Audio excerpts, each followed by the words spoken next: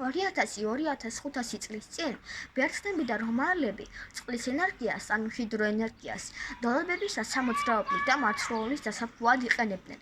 ინდუსტრიულ რევოლუციამდე წყალი იყო სხვადასხვა დანადგარი სამოძრაოების უმთავრესი წყარო და დაახლოებით 100 წლის წინ წყლისგან ელექტროენერგიის წარმოება დაიწყო. ჰიდროენერგია ნაცნობი და პოპულარული თემაა საქართველოში.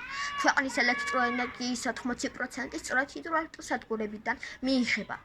პირველად წყლისგან ელექტროენერგია 1878 წელს ინგლისში ნორსამბერლენდში უილიამ ამსტრონგის მიერ შექმნილი ჰიდროელექტროსადგურის საშუალებით მიიღეს, რომელიც გამოიყენებოდა ხელოვნების მუზეუმში ერთი ნათურის გასანათებლად. 1891 წელს ნიაგარას ჩანჩქერზე აიგო ჰიდროელექტროსადგური. მას შემდეგ კი დასაბამი მიეცა ჰიდროელექტროსადგურების მასობრივ მშენებლობას. 1899 წლისთვის მარტო ამერიკის შეერთებულ შტატებში უკვე 200-მდე ჰიდროელექტროსადგური იყო. 1920 წლისთვის ქვეყნის მიერ მოხმარებული ელექტროენერგიის 40% ჰიდროენერგიისგან მიიღებოდა.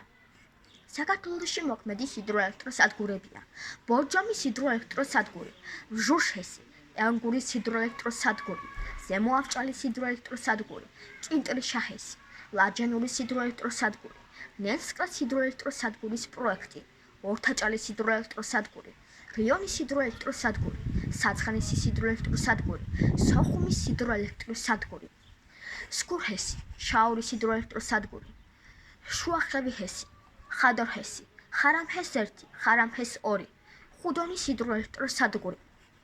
მდინარე ბორჯომულაზე ფრიდრიხ მოლდენჰაუერის მიერ ერთ-ერთი პირველი ბორჯომის ჰიდროელექტროსადგური აიგო. ის ექსპლუატაციაში 1899 წლის 15 იანვარს შევიდა.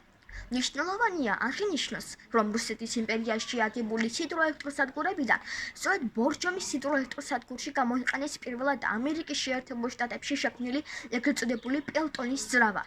ამ ჰიდროელექტროსადგურის სიმძლავრე 103 კილოვატი იყო. ჰიდროენერგიის მიღების მექანიზმი შემდეგ პრინციპს ემყარება. წყალი ამოძრავებს ტურბინებს, რომელიც მექანიკურ ენერგიას ელექტროენერგიად გარდაქმნის.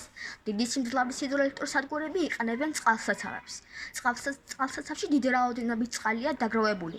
წყალსაცავის ფსკერთან ახლოს არის წყლის გამოსაშვები არხი, სადაც წყალი დიდი სიმძლავრით მიედინება და ამოძრავებს ტურბინებს.